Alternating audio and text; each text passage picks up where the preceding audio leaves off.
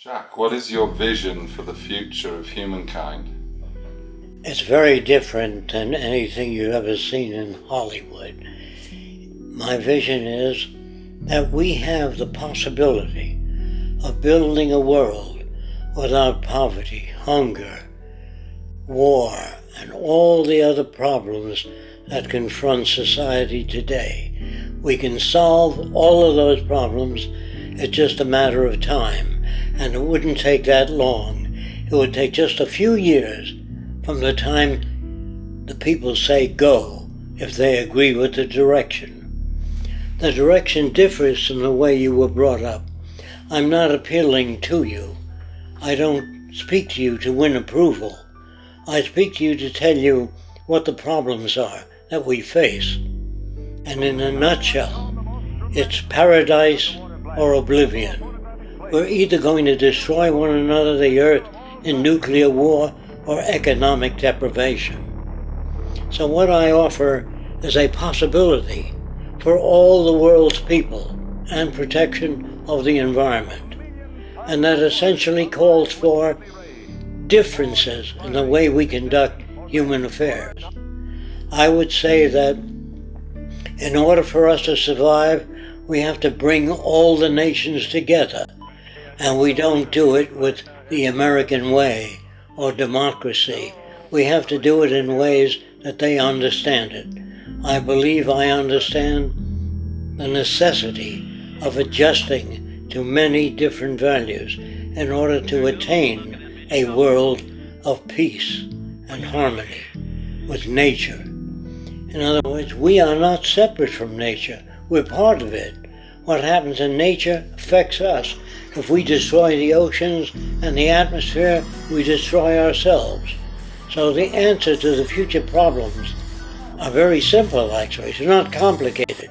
We must declare all the Earth's resources as the common heritage of all the world's people. And we must remove all the artificial boundaries that separate people. Now, if you don't like what I'm saying, that's your problem. I do not control the future. I'm just telling you where the problems are.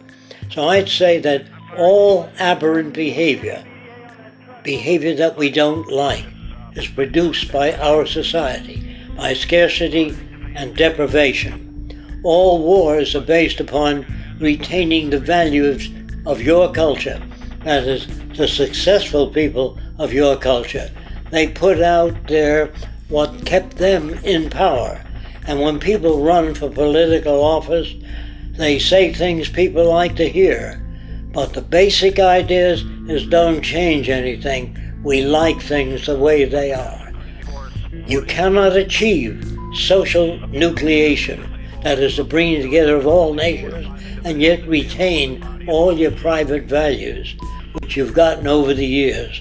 I want to say this precisely, that all our language is very old.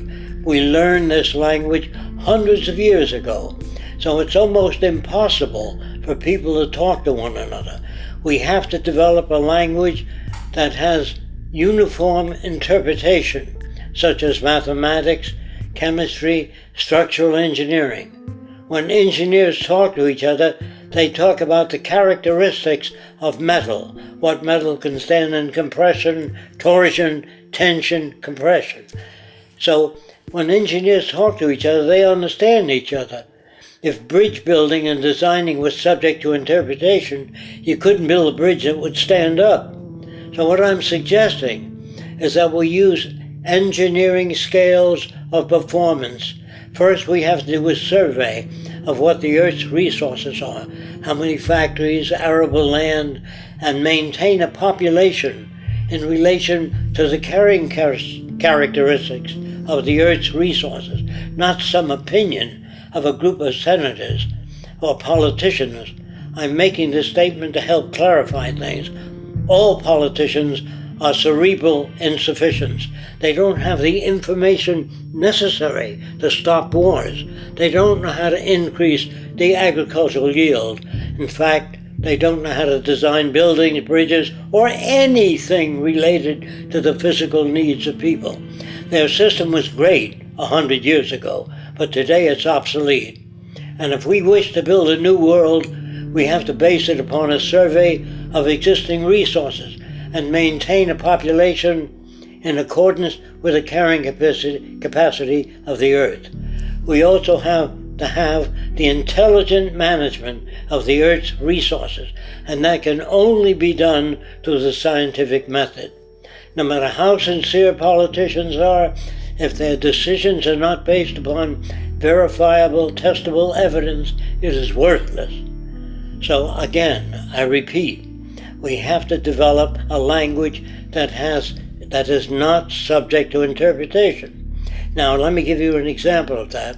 When you read the Bible, some people say, well, this is what Jesus meant. Another person says, no, he meant that. And a third person has another interpretation. So you have the Seventh-day Adventists, the Jumpers for Jesus, the Catholics. You have all these different denominations because the Bible is subject to interpretation.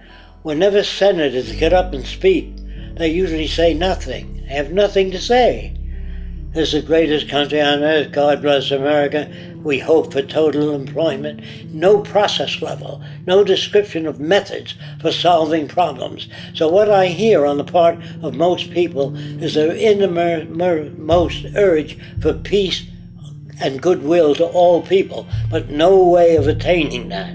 How do you increase the agricultural yield? How do you prevent tsunamis? These are common problems to all people. Tsunamis, earthquakes, hurricanes, and earthquakes kill millions of people. So what we would work on in the Venus Project is problems common to all people and bridge the difference between nations so that survivability, or such notions as survivable, not for General Motors or Bank of America or any other country. Our concepts are for all the world's people, to bring them up in the best, the cleanest environment that technology can provide. It is not a technology to control people. All that technology would control is the production and distribution of goods and services. It will not control people. Now, what I have to say about the future is that if we fail to accept responsibility for our own future, others will do our thinking for us, sometimes referred to as fascism. That is the message.